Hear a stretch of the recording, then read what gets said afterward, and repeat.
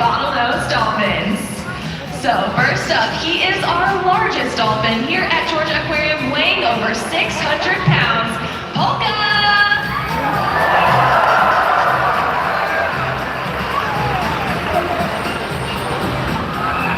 Up next, they are our dynamic duo. They're going to be making their way front and center to give you a dolphin-style wave hello.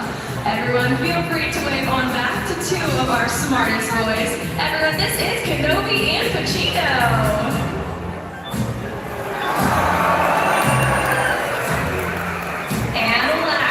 Certainly not least, he is our most athletic dolphin here at Georgia Aquarium, known for soaring to heights of up to 20 feet out of the water. Everyone give it up for Sydney!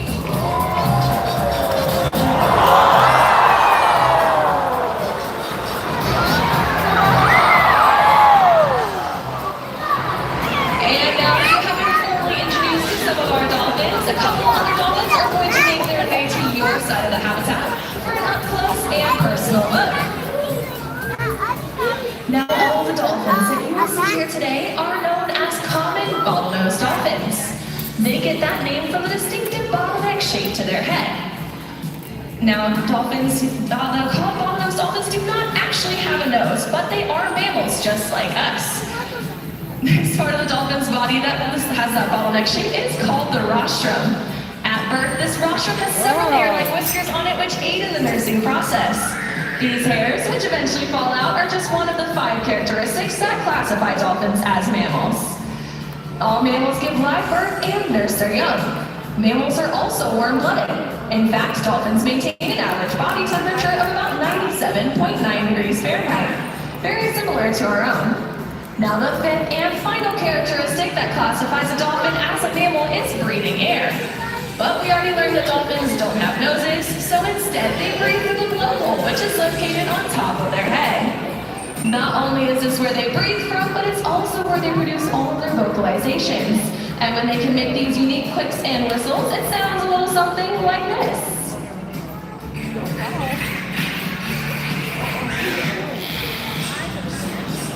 Thank you so much, boys. I could not have put that any better myself. Now, a dolphin's tail is made of 2 separate fins called flukes. In order to reach top speeds, they'll push these flukes in an up and down motion, perfectly demonstrated for all of you today by Salvador across the acrylic. Now, in order to swim this fast, dolphins must have an extremely powerful peduncle. But what is the peduncle? The peduncle is the section of a dolphin's body located behind the dorsal fin and just before the tail flukes. And this is where they get all of their strength. Not only does it allow them to be swift and powerful swimmers, but also to propel themselves and their trainers across the water. How about a round of applause for all 6 of our male dolphins for getting our show started today?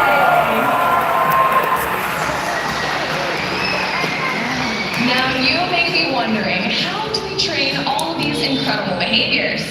Well, we train our dolphins using something known as positive reinforcement. This means we ask our dolphins for a behavior we would like to see, and then we reinforce or reward them with things that they like.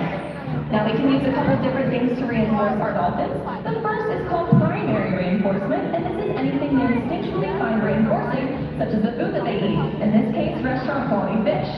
But we can also use secondary reinforcers, and these are things that our dolphins have learned to enjoy throughout their lifetime. This could be things like toys, such as basketballs, it could be ice or chocolates and flavorless jello, or even time in the water with their favorite trainers. So for this next part of our presentation, I'm going to be inviting 2 of my fellow trainers, Candace and Carly, into the water with Kay and Salvador to demonstrate the incredible behaviors that they have learned over the years. So you all can sit back, relax, and enjoy this relationship building session.